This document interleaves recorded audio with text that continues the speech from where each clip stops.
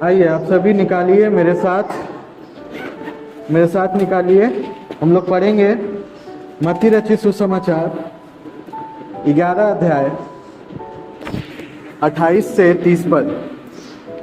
मत्ती रचित सुसमाचार 11 अध्याय 28 से 30 पद हम लोग पढ़ेंगे। हम पढ़ रहे हैं, आप लोग मेरे साथ पढ़िएगा।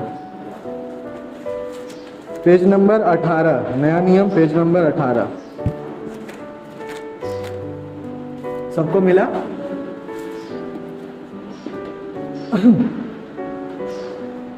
सबको को मिल गया? ठीक है।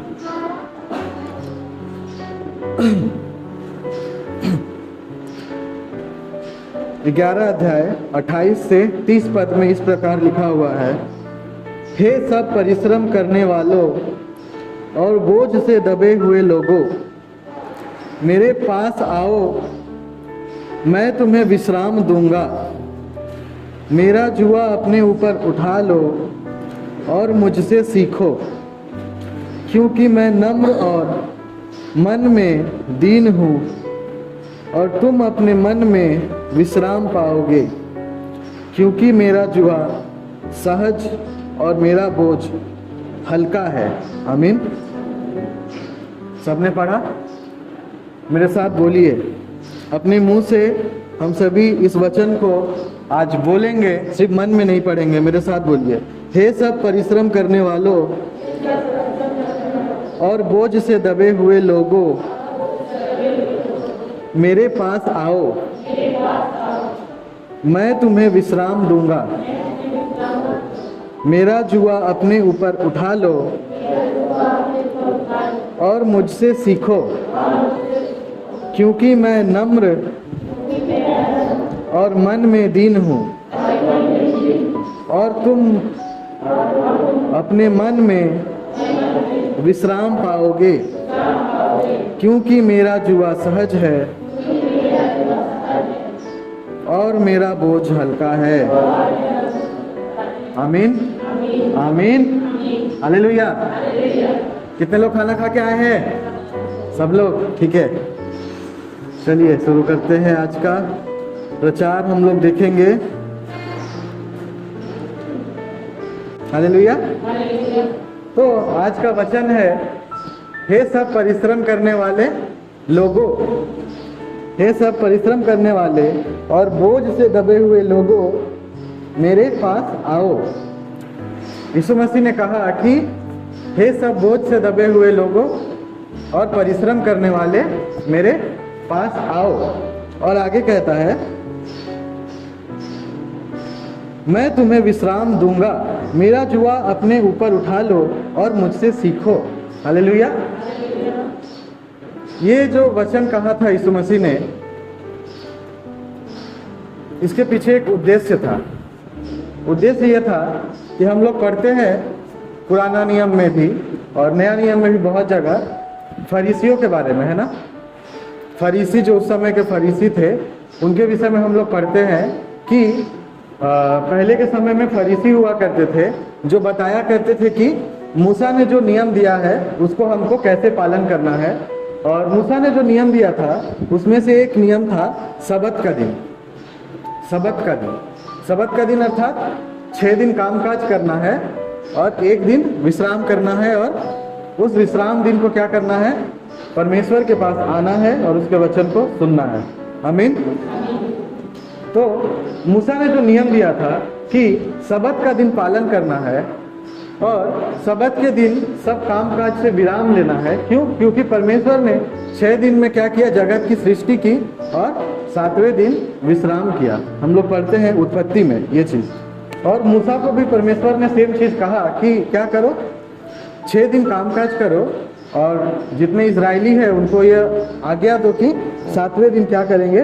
विश्राम करेंगे, और 7वां दिन जो होगा पवित्र माना जाएगा। लेकिन जो फरीसी थे उस समय के, फरीसियों ने क्या किया था उस समय?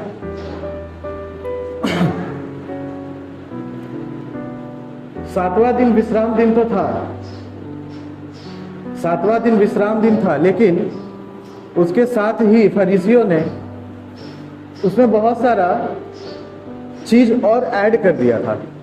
बहुत सारा बिना जरूरत वाला बात भी वो लोग क्या करते थे, उसमें मिला दिया करते थे। परमेश्वर ने कहा कि 7वें दिन विश्राम करो, किसी तरह का कामकाज न करो, और 7वें दिन जो है परमेश्वर के भवन में उपस्थित हुआ करो और परमेश्वर की आराधना में शामिल हुआ करो। लेकिन ये विश्राम का मतलब जो फरीसी थे उन्होंने कुछ और ही निकाला। उन्होंने इसको और बढ़ा चढ़ा करके उस चीज में, उस विश्राम दिन को विश्राम दिन ना रहने दिया और उसको विश्राम दिन के जगह और ये कर दिया और कठिन बना दिया। मतलब 6 दिन आदमी आराम से रह रहा है, लेकिन जब विश्राम दिन आ रहा है तब आदमी और परेशान हो जा रहा है। ऐसा बना दिया था। कहीं पे हम पढ़े हैं कि फरीसियों ने, मूसा ने 10 आज्ञा दिया था। मूसा को परमेश्वर ने 10 आज्ञा दिया था, और उसमें जोड़ते जोड़ते जोड़ते जोड़ते फरीसियों ने वो 10 आज्ञा से पता है कितना नियम बनाया था? लगभग 1500 लगभग 1500 नियम एक दिन में पालन करना है। संभव है? एक दिन में अगर हम आपको बोले कि आपको 1500 चीज फॉलो करना है, ये मत करो, ये मत करो, ये मत करो, ये मत करो, ये मत करो, ये करना है, ये करना है, ये करना है, ऐसे करके 1500 लिस्ट बना दिए हैं, तो क्या आपके लिए वो दिन इजी होगा? हमारे लिए वो दिन आसान होगा? कभी भी नहीं होगा। और उन्होंने उस दिन को इतना कठिन बना दिया कि उस समय के जो यहूदी थे वो इससे बहुत ज़्यादा परेशान हो गए, बहुत ज़्यादा वो थक गए, हर एक चीज़ को मानते मानते परेशान हो गए। यहाँ तक कि फरीसी कहते हैं कि हम लोग पढ़ते हैं मत्ती रचित सुसमाचार में, हम लोग पढ़ते हैं 12 अध्याय में कि यीशु मसीह और उसके चेले जब कहीं से होकर के गुजर रहे हैं और वो वहाँ पे बाइबल बता रही कि बाल तोड़ करके खा रहे हैं, अर्थात कोई फल हो सकता है या किसी तरह का कोई खाने का चीज हो सकता है जो पेड़ या पौधा पे लगा हुआ होगा, जो वो लोग तोड़ करके खा रहे हैं। ठीक है। तो फरीसी जो थे उन्होंने विश्राम दिन को बहुत अधिक कठिन बना दिया था। अपने तरफ से बहुत सारा नियम जोड़ जोड़ के उसको और अधिक कठिन बना दिया था। और हम लोग पढ़ते हैं 12 अध्याय में कि यीशु मसीह और उनके चेले कहीं से होकर गुजर रहे हैं, और गुजरते वक्त वो लोग क्या कर रहे हैं, किसी तरह का फल या कुछ होगा खाने का चीज जो हम लोग तोड़ के खाते हैं, वो तोड़ करके खा रहे हैं। और फरीसी कह रहे हैं कि विश्राम दिन को तुम लोग क्यों काम कर रहे हो? विश्राम दिन है, तुम लोग क्यों काम कर रहे हो? तो ये कोई काम है क्या? अगर हमको भूख लगा है, हम कोई चीज तोड़ के खा लिए, ये काम है? हमको प्यास लगा है, हम बोतल उठाए पानी पी लिए, ये कोई काम है? ये कोई काम नहीं हुआ। लेकिन वो लोग क्या करते थे, हर एक चीज को, जो चीज का जरूरत नहीं है वो चीज को भी जोड़ जोड़ करके और अधिक बोझ बढ़ा दिया था। और अधिक बोझ को क्या किया था? बढ़ा दिया था लोगों के ऊपर। लोग परेशान थे। कुछ भी थोड़ा सा इधर उधर हुआ, अब ये इसका, अब ये भरो, दंड भरो। थोड़ा सा कुछ 19-20 हुआ, दंड भरो। दंड में क्या होगा, वो लोग कुछ डिसाइड किए होंगे ऐसा। लेकिन 1500 नियम एक दिन में मानना क्या संभव लगता है? कभी भी संभव नहीं है। इसीलिए यीशु मसीह ने उस समय के लोगों से कहा फरीसियों के विरोध में, और यही कारण था कि फरीसी लोग अक्सर यीशु मसीह के विरोध में रहा करते थे। क्यों?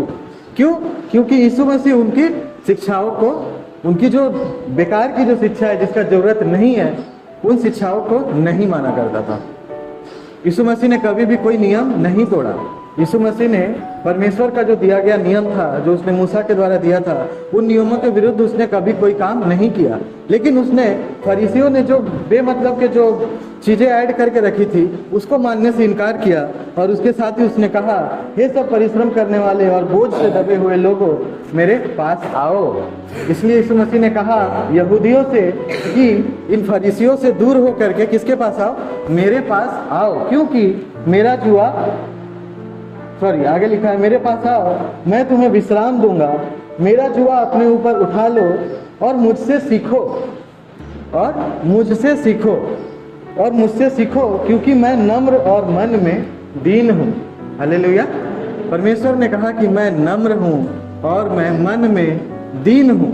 मुझसे सीखो, क्योंकि मेरा बोझ जो है हल्का है, मेरा बोझ ऐसा नहीं है कि एक दिन में आपको 1500 नियम मानना पड़ेगा, ये करना है, वो करना है, ये करना है, वो करना है, नहीं, ऐसा नहीं है। और यीशु मसीह ने कहा कि हे सब परिश्रम करने वालों, अर्थात जो लोग उस समय थे, जो लोग उस समय के फरीसियों से, उस समय के नियम से, उस समय के कानून से परेशान हो गए थे, उन लोगों से कहा कि मेरे पास आओ और मैं तुम्हें क्या दूंगा, विश्राम दूंगा।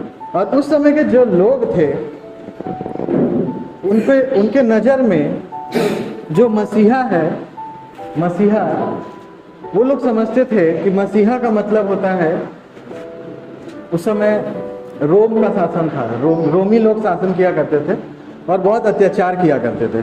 तो उन लोगों का सोच था कि मसीहा कौन होगा, मसीहा जो होगा वो कोई ऐसा आदमी होगा या कोई ऐसा राजा होगा जो आ करके ये रोमियो लोग का जो शासन है, इस शासन से हमें छुड़ाएगा। ये जो राजा है रोम का, इसके शासन से हमें छुड़ा लेगा और ये अत्याचार से हमें बचा लेगा। लेकिन यीशु मसीह कभी भी पृथ्वी का राजा बनने के लिए नहीं आया था। हालेलुया। क्योंकि हम लोग पढ़ते हैं जब उसने 5000 लोगों को खिलाया था तो वहाँ पे लोगों ने कहा था कि हम इसे राजा बनाएंगे, हम इसे राजा बनाएंगे, यहूदियों का राजा ऐसा कह रहे थे। और वहाँ पे लिखा है कि यीशु मसीह वहाँ से निकल करके चला गया। क्यों? क्योंकि उसको पृथ्वी का राजा नहीं बनना था। हालेलुया। क्यों? क्योंकि पृथ्वी ऑलरेडी उसी की है, वो स्वर्ग का राजा है, उसे पृथ्वी का राजा बनने की जरूरत नहीं है। वो स्वर्ग में रह करके पृथ्वी को कंट्रोल कर सकता है। और यीशु मसीह मसीहा के रूप में आया ताकि हम लोगों को और उस समय के लोगों को, अभी के लोगों को और आने वाले समय के लोगों को किससे बचाए? पाप के शासन से बचाए और शैतान की गुलामी करने से उनको बचाए। लेकिन उस समय के लोगों की सोच थोड़ा सा अलग था। वो सोचते थे कि मसीहा कौन होगा? मसीहा होगा जो बहुत बड़ा राजा होगा, लड़ाई करेगा, रोमियों से लड़ाई करेगा, उनसे लड़ाई करके उनके शासन को इस्राएल से खत्म करेगा, वो होगा ये मसीहा। लेकिन यीशु मसीह वो बनने के लिए नहीं आए थे। यीशु मसीह आए थे ताकि हमें अपने पापों से छुटकारा मिले। हालेलुया। आगे हम लोग पढ़ते हैं 12 अध्याय में। 12 अध्याय में यीशु मसीह ने कहा फरीसियों से कि मनुष्य का पुत्र जो है वो सबत का प्रभु है। हालेलुया। सबत का प्रभु मतलब क्या? सबत का प्रभु अर्थात क्या? मनुष्य का पुत्र जो है अर्थात यीशु मसीह सबत के दिन के लिए नहीं बना। ये चीज समझिएगा थोड़ा सा। यीशु मसीह ने कहा कि सबत का प्रभु, हम लोग पढ़ेंगे अगर 12 अध्याय में 8 पद में, मनुष्य का पुत्र तो सबत के दिन का भी प्रभु है। अर्थात सबत का दिन यीशु मसीह के लिए बना है। वो कहना चाह रहे थे कि सबत का दिन मेरे लिए बना है, मैं सबत के दिन के लिए नहीं बना। परमेश्वर ने सबत का दिन हमारे लिए बनाया ताकि हम परमेश्वर के नजदीक आने पाए। इसलिए नहीं बनाया कि सबत का दिन से कोई हमारे ऊपर अत्याचार करे, कोई उसका नाम लेकर के अलग अलग नियम कानून जोड़ करके उस सबत के दिन के नाम पे परेशान करे। इसीलिए यीशु मसीह ने कहा कि मनुष्य का पुत्र जो है वो सबत का भी प्रभु है, अर्थात सबत का भी परमेश्वर है। हालेलुया। हम लोग पढ़ते हैं पहले के समय में, क्या आप लोग मेरे साथ हैं? ठीक है। हम लोग पढ़ते हैं पहले के समय में तंबू, परमेश्वर का तंबू जब मूसा ने बनाया था, तब अगर जो लोग पढ़े होंगे उनको पता होगा, उसने परमेश्वर का जो संदूक जहाँ रखा हुआ था, परमेश्वर का वाचा का संदूक जहाँ पे रखा हुआ था, उसके पहले एक पर्दा था, उसके पहले एक पर्दा लगाया हुआ था और उस पर्दे को पार करके कोई भी नॉर्मल आदमी नहीं जा सकता था। कोई भी नॉर्मल आदमी जो है वो पर्दा पार करके परमेश्वर का जो संदूक था, वाचा का जो संदूक था, उस वाचा के संदूक के पास जा करके प्रार्थना नहीं कर सकता था, मना था। और वहाँ पे साल में सिर्फ एक बार ही जो याजक होता था वो जाया करता था और जा करके सभी के लिए क्या करता था? प्रार्थना किया करता था और बलि का जो मेमना होता था उसका रक्त जो है वहाँ पे छिड़का करता था, साल में सिर्फ एक बार। लेकिन जब यीशु मसीह आया और उसने कहा कि मेरे पास आओ और मुझसे सीखो, और हम लोग पढ़ते हैं सुसमाचार में, मत्ती के सुसमाचार में हम लोग पढ़ते हैं 27 अध्याय में कि जब यीशु मसीह को क्रूस पर चढ़ाया जाता है, जब यीशु मसीह को क्रूस पर चढ़ाया गया, तो क्रूस पर जब उसको चढ़ाया गया और जब उसने क्रूस पर अपने प्राण त्यागे, उस समय कुछ हुआ था। कोई बोल पाएगा? हाँ, हालेलुया। मंदिर का पर्दा जो है, उस समय जब यीशु मसीह ने वहां क्रूस पर जब अपने प्राण त्यागे, उसी समय मंदिर का पर्दा जो है ऊपर से नीचे तक फट के दो भाग हो गया। और इस तरह से यीशु मसीह ने हमें एक चिन्ह दिया कि अभी से हर एक आदमी क्या कर सकता है? परमेश्वर से डायरेक्ट बात कर सकता है। हालेलुया। परमेश्वर ने हमें वो अधिकार दे दिया कि हम क्या करें? परमेश्वर से डायरेक्ट बात करें। हालेलुया। किसी पॉप का जरूरत नहीं है, किसी बहुत बड़े पादरी का जरूरत नहीं है, कोई जरूरत नहीं है। हम परमेश्वर से डायरेक्ट बात कर सकते हैं। पादरी को परमेश्वर ने दिया ताकि हमें सिखाए। हम आपको सिखा सकते हैं, हम आपको क्या कर सकते हैं? सिखा सकते हैं। लेकिन अपने लिए प्रार्थना आपको खुद ही करना पड़ेगा। ये भी प्रभु ने हमें सिखाया। जब यीशु मसीह को क्रूस पर चढ़ाया जाना था, उस दिन रात को जब गतसमनी में यीशु मसीह प्रार्थना कर रहा था और चेले बार बार सो जा रहे हैं, और यीशु आकर के उनसे कह रहा है कि जागते रहो और प्रार्थना करो ताकि परीक्षा में न पड़ो। यीशु मसीह चाहता तो बोल देता, सो जाओ, हम प्रार्थना कर लेंगे तुम्हारे लिए है ना? लेकिन यीशु मसीह ने ऐसा नहीं कहा। यीशु मसीह ने बार बार उनको आकर के कहा कि जागते रहो और प्रार्थना करो कि परीक्षा में ना पड़ो। बार बार उनसे आकर के कह रहा है। वो बार बार सो जा रहे हैं, बार बार आके कह रहा है जागते रहो और प्रार्थना करो। अपने लिए प्रार्थना करो, अपने लिए खुद ही प्रार्थना करना पड़ेगा, कोई और कर नहीं सकता। कर सकता है, आपकी सहायता के लिए कर सकता है, लेकिन जब तक हम खुद नहीं करेंगे तब तक काम नहीं होगा। खुद से करना पड़ेगा, खुद से अपने लिए मेहनत करना पड़ेगा। वचन कहता है ना कि अपना क्रूस क्या करो? खुद उठाओ। अपना क्रूस किसी और पे मत दो। मेरे लिए कोई और नहीं करेगा, मेरे लिए कौन करेगा? हम करेंगे। हालेलुया। हम जब प्रार्थना करते हैं,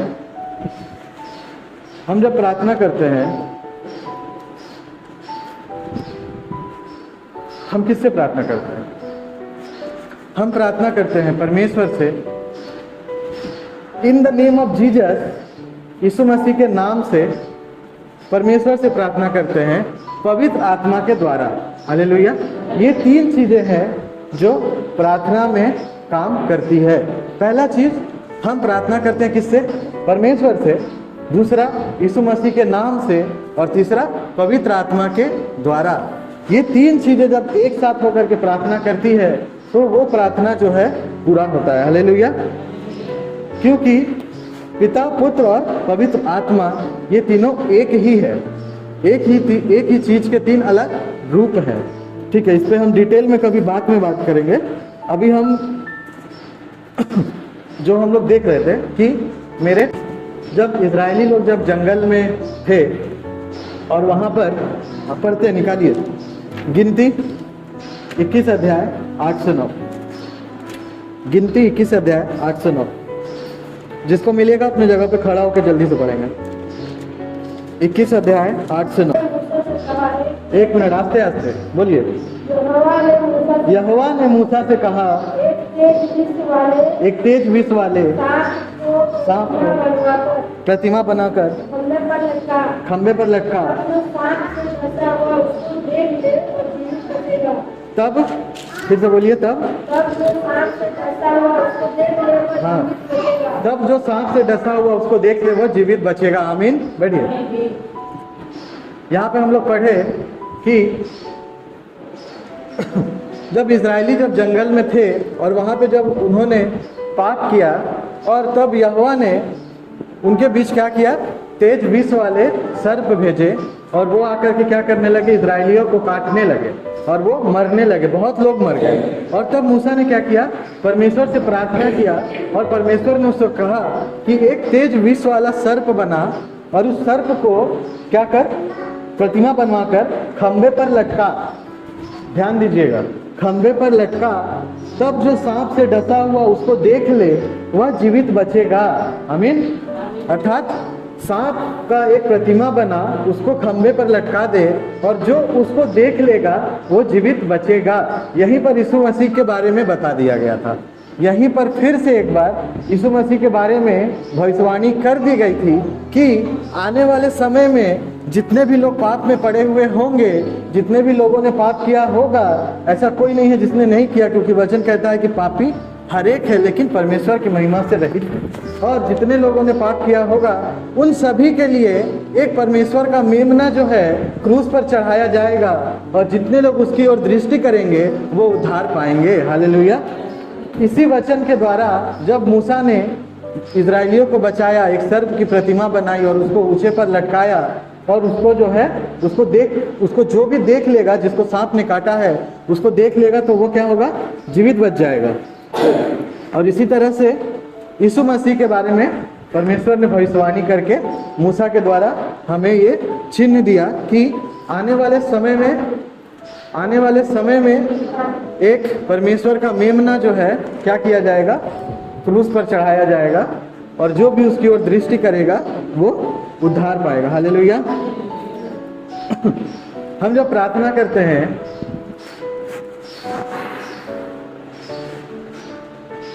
आपको पता है हमारे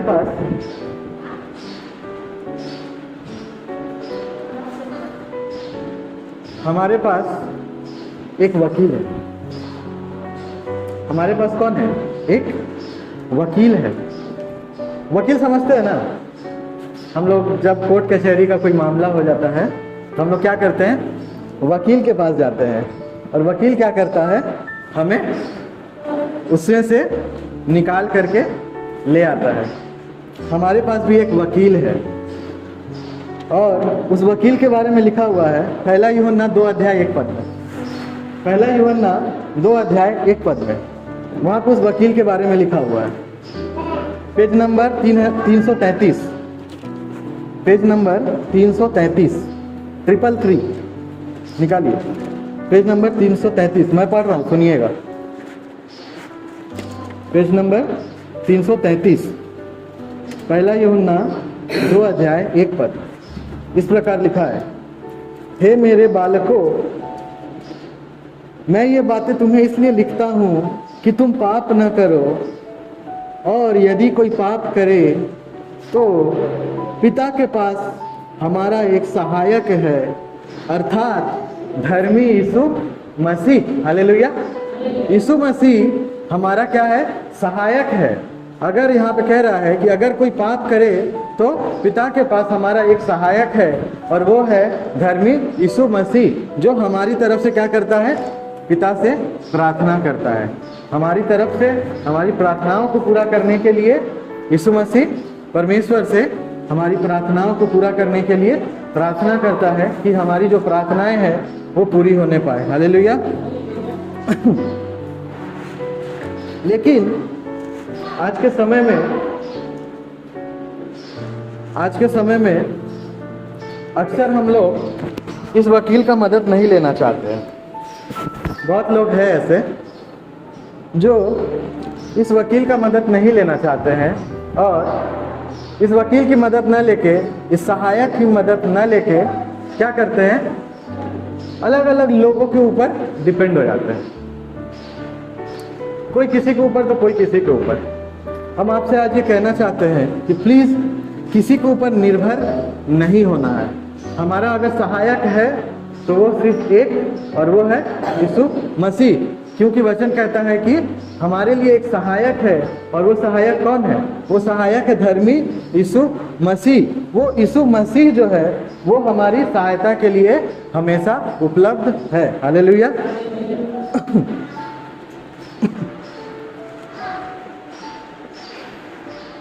बहुत से लोग कहते हैं कि मैं शायद परमेश्वर से वैसा प्रेम नहीं कर पा रहा हूँ जैसा मुझे करना चाहिए। बहुत लोग ऐसा सोचते हैं कि मैं जो है परमेश्वर से ऐसा प्रेम नहीं कर पा रहा हूँ जैसा मुझे करना चाहिए। लेकिन असलियत पता है क्या है? असलियत यह है जो लोग ऐसा सोच रहे हैं कि मैं परमेश्वर से प्रेम नहीं कर पा रहा हूँ, असलियत में वो परमेश्वर के प्रेम को नहीं समझ पा रहे हैं कि परमेश्वर उनसे कितना प्रेम करता है ना। क्यों? क्योंकि यूहन्ना 3:16 क्या कहता है? परमेश्वर ने जगत से ऐसा प्रेम किया कि अपने एकमात्र पुत्र को दान दे दिया, ताकि जो कोई उस पर विश्वास करे वो नष्ट ना हो परंतु अनंत जीवन पाए। अर्थात हमें परमेश्वर के प्रेम को समझना बहुत ज़्यादा जरूरी है ना। शैतान बहुत बार हमारे पास आकर के कहता है कि तूने झूठ बोला है, परमेश्वर तुझसे प्रेम नहीं करेगा। तूने पाप किया है, परमेश्वर तुझसे प्रेम नहीं करेगा। तूने गाली दिया है, परमेश्वर तुझसे प्रेम नहीं करेगा। तूने झगड़ा किया है, परमेश्वर तुझसे प्रेम नहीं करेगा, है ना। बहुत बार ऐसा होता है, हमारे मन में आता है। लेकिन परमेश्वर कहता है कि मैं तुमसे हमेशा प्रेम करता हूं।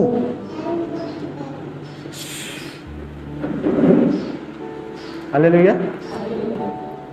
और यूहन्ना 3:16 में परमेश्वर ने बताया कि परमेश्वर ने जगत से ऐसा प्रेम किया कि अपने इकलौते पुत्र को दान दे दिया। और जब यीशु मसीह से पूछा गया, यीशु मसीह से किसी ने पूछा कि तुमने मुझसे कितना प्रेम किया, यीशु मसीह से किसी ने पूछा कि तुमने मुझसे कितना प्रेम किया, और यीशु मसीह ने इसका उत्तर उसको दिया। यीशु मसीह ने उसको उत्तर इस तरह से दिया, यीशु मसीह ने उस व्यक्ति को बचाने के लिए, उस व्यक्ति को पाप से छुड़ाने के लिए खुद को क्रूस पर दे दिया, और क्रूस पर जा करके उसने अपने दोनों हाथों को फैलाया और दोनों हाथों को फैला करके कहा कि मैं तुमसे इतना प्रेम करता हूँ। हालेलुया। अपने दोनों हाथों को उसने क्रूस पर फैलाया और क्रूस पर फैला करके कहा कि मैं तुमसे क्या करता हूँ, इतना प्रेम करता हूँ ताकि तुम क्या करो, तुम उद्धार पाओ। हालेलुया।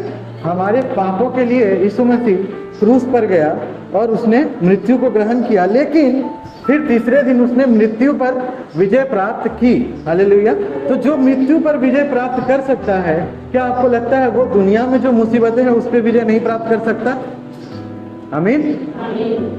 यीशु मसीह के लिए, परमेश्वर के लिए कोई भी कठिनाई इतनी बड़ी नहीं है कि वो उसे हटा ना सके। जरूरत है तो हमारा विश्वास, है ना। क्योंकि बाइबल बताती है विश्वास के द्वारा ही बहुत से लोग धर्मी गिने गए। अब्राहम विश्वास के द्वारा ही धर्मी गिना गया। हालेलुया। दाऊद विश्वास के द्वारा ही धर्मी गिना गया। हालेलुया। रूत विश्वास के द्वारा धर्मी गिनी गई। राहाब विश्वास के द्वारा धर्मी गिनी गई। नूह विश्वास के द्वारा धर्मी गिना गया। इतने सारे लोग हैं। याकूब विश्वास के द्वारा धर्मी गिना गया। हर एक ने परमेश्वर पर विश्वास किया और विश्वास योग्यता रखा, जिसके कारण वो धर्मी गिने गए और बहुत से बड़े बड़े काम उन्होंने किए। अगर हम बात करें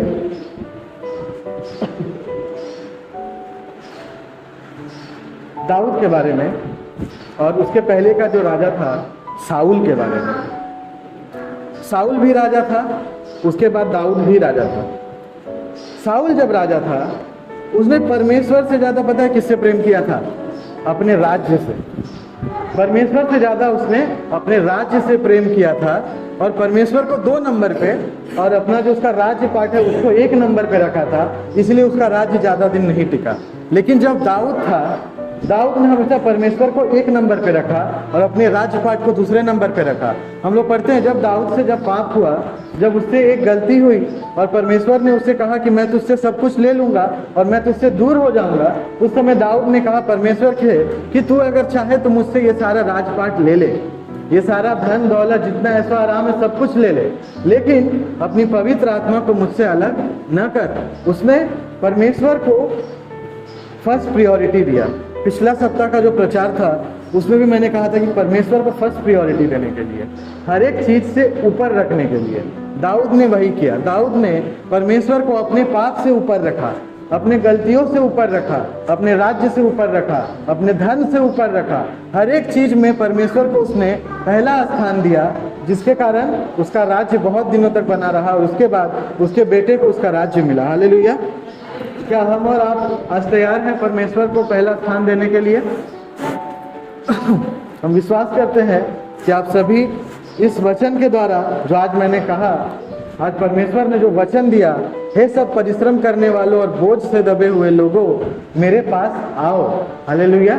हम विश्वास करते हैं कि आप सभी, हम सभी, हमारे जीवन में जो भी परेशानी है, जो भी प्रॉब्लम्स है, जो भी बाधाएं हैं, वो बाधा लेकर के हम किसी और के पास न जाए, किसी इंसान के पास न जाए। हम जाएंगे तो किसके पास? हम जाएंगे तो किसके पास? यीशु मसीह के पास। और यीशु मसीह के प्रार्थना के द्वारा हमारा जो कार्य है वो जरूर पूरा किया जाएगा। हालेलुया। क्योंकि यीशु मसीह एकमात्र है जो योग्य है। हालेलुया। वो क्या है? परमेश्वर का मेमना है। प्रकाशित वाक्य में हम लोग पढ़ते हैं, प्रकाशित वाक्य में एक पुस्तक दिया गया, उस पुस्तक की मुहरों को खोलना था। और यूहन्ना लिखता है कि मैंने स्वर्ग और पृथ्वी पर देखा और मुझे उस पुस्तक की मुहर खोलने के योग्य कोई भी न मिला। और तब मैंने देखा कि परमेश्वर का मेमना जो है वो इस पुस्तकों की मुहर को खोलने के योग्य है। हालेलुया। सिर्फ और सिर्फ परमेश्वर का मेमना अर्थात यीशु मसीह जो है योग्य है आपके जीवन में हर एक तरह की बाधाओं को दूर करने में। हालेलुया। जरूरत है तो किस चीज की? विश्वास के द्वारा प्रार्थना करने की। अब कुछ लोग कहेंगे कि यीशु मसीह जो है वो अंग्रेजों का देवता है अंग्रेजों का है या यहूदियों का है या हमारे लिए नहीं है, ऐसा कहेंगे। लेकिन यीशु मसीह हर एक के लिए है, चाहे वो किसी भी जाति से हो, किसी भी धर्म से हो, चाहे किसी भी जगह से हो, किसी भी देश से हो, किसी भी शहर से हो, यीशु मसीह हर एक के लिए है। और जब यीशु मसीह को क्रूस पर चढ़ाने के लिए ले जाया जा रहा था, तब लोगों ने उसका क्रूस उठा करके किसी दूसरे के ऊपर दे दिया था, एक दूसरा आदमी को दे दिया था। क्योंकि यीशु मसीह इतना घायल था कि वो लेकर के नहीं चल पा रहा था, तब उसके क्रूस को उठा करके क्या किया गया था? एक दूसरे आदमी को दे दिया गया था। और पता है वो दूसरा आदमी कौन था? वो दूसरा आदमी कौन था? वो दूसरा आदमी भी यहूदी नहीं था। वो दूसरा आदमी यहूदी नहीं था, वो दूसरा आदमी कुरेनी जाति का था। कुरेनी यहूदियों से अलग है। यूसुफ उसका नाम था, वो कुरेनी जाति का था। उसका क्रूस उठाकर एक कुरेनी जाति को दे दिया गया। अर्थात यीशु मसीह जो है सिर्फ यहूदियों के लिए नहीं है, सिर्फ अंग्रेजों के लिए नहीं है। हिंदुस्तानी, बंगाली, मराठी, गुजराती जितने हैं, जितने भी देश के लोग हैं, जितनी भी भाषा के लोग हैं, हर एक के लिए यीशु मसीह क्या है? समान है। यीशु मसीह के नज़र में हर एक समान है, ना कोई बड़ा है ना कोई छोटा है। हालेलुया। इतना सब कुछ कहने के बाद हम आज आप लोगों को हम टाइम कितना है? ठीक है, 5 मिनट और। आज आप लोगों को हम विश्वास करते हैं कि घर में सभी लोग प्रार्थना करते होंगे। घर में सभी लोग प्रार्थना करते हैं, ठीक है। आज आप लोगों को हम तीन सवाल आज हम आप लोगों को देना चाहते हैं। क्या आप लोग लेने के लिए तैयार हैं? ठीक है।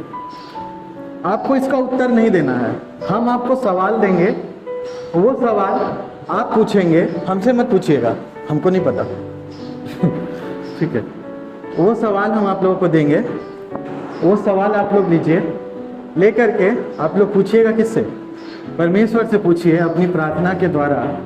और हम विश्वास कर रहे हैं कि जब आपको इसका उत्तर मिलेगा तो आपके जीवन में जो बाधाएं हैं वो बाधा जरूर हट जाएगा। क्या आप लोग वो 3 सवाल सुनने के लिए तैयार हैं? ठीक है। पहला सवाल, जब भी आप प्रार्थना करें तो पहला सवाल हम पूछेंगे परमेश्वर से कि परमेश्वर मुझे बता कि क्या ऐसा चीज है मेरे जीवन में, ऐसा कौन सा चीज है गलत, मैं जिंदगी में क्या गलत कर रहा हूँ या कर रही हूँ जो मुझे नहीं करना चाहिए। पहला सवाल, क्या आपने सुना? पहला सवाल मेरे साथ बोलिए। पहला सवाल हम लोग पूछेंगे, बोलिए। पहला सवाल हम लोग पूछेंगे, परमेश्वर मुझे बता कि मैं क्या गलत कर रहा हूँ जो मुझे नहीं करना चाहिए। ठीक है, यह है पहला सवाल। दूसरा सवाल प्रार्थना में हम लोग पूछेंगे परमेश्वर से। दूसरा सवाल हम लोग पूछेंगे, परमेश्वर मुझे बता कि क्या सही चीज है जो मुझे करना चाहिए जो मैं नहीं कर रहा हूँ। हालेलुया। समझ पा रहे? दोनों सवाल में अंतर है। पहला सवाल हम पूछेंगे कि क्या मैं गलत कर रहा हूँ, मेरे जीवन में क्या चीज मैं गलती कर रहा हूँ जो मुझे नहीं करना चाहिए। और दूसरा सवाल हम पूछेंगे कि क्या अच्छा चीज है जो मुझे करना चाहिए जो मैं नहीं कर रहा हूँ। हालेलुया। दूसरा सवाल मेरे साथ बोलिए। हम परमेश्वर से पूछेंगे परमेश्वर मुझे बता क्या अच्छी या भली चीज है जो मुझे करना चाहिए जो मैं नहीं कर रहा हूँ। हालेलुया। और इसके बाद तीसरा और आखिरी सवाल, तीसरा और आखिरी सवाल ये होगा कि परमेश्वर मुझे बता कि कौन सी चीज है जो मैं सही कर रहा हूँ और उसको मुझे करते रहना चाहिए, उसको मुझे नहीं छोड़ना है, उसको हमको कंटिन्यू रखना है। मेरे साथ बोलिए, परमेश्वर मुझे बता कि कौन सा काम है जो मैं सही कर रहा हूँ और वो मुझे करते रहना चाहिए। हालेलुया। ये 3 सवाल। क्या आप लोग आज से प्रार्थना में ये 3 सवाल रखेंगे? ठीक है। पहला सवाल, क्या गलत कर रहा हूँ जो नहीं करना चाहिए। क्या सही है जो करना चाहिए जो नहीं कर रहा हूँ। क्या सही है जो करना चाहिए जो मैं नहीं कर रहा हूँ। और तीसरा, जो काम मैं कर रहा हूँ सही, उसको मुझे कंटिन्यू रखना चाहिए। कौन सा ऐसा काम है जो मैं सही कर रहा हूँ जो मुझे कंटिन्यू रखना चाहिए। आमीन। और मैं विश्वास करता हूँ आप जब अपनी प्रार्थना में ये 3 सवालों को शामिल करेंगे तो परमेश्वर जरूर आपको उत्तर देगा। और उस उत्तर को लेकर के जब आप उसके ऊपर काम करना शुरू करेंगे तो परमेश्वर जरूर आपके मन में जो भी प्रार्थनाएं हैं उसको पूरा करेगा, उसको पूरा करने में देर नहीं करेगा। क्यों? क्योंकि हमने अभी सुना कि यहोवा का हाथ इतना छोटा नहीं है कि उद्धार न होने पाए और यहोवा का कान इतना बहरा नहीं है कि हमारी प्रार्थनाओं को न सुनने पाए। हालेलुया। आज के वचन में प्रभु आशीर्वाद करें। हम लोग फिर अगले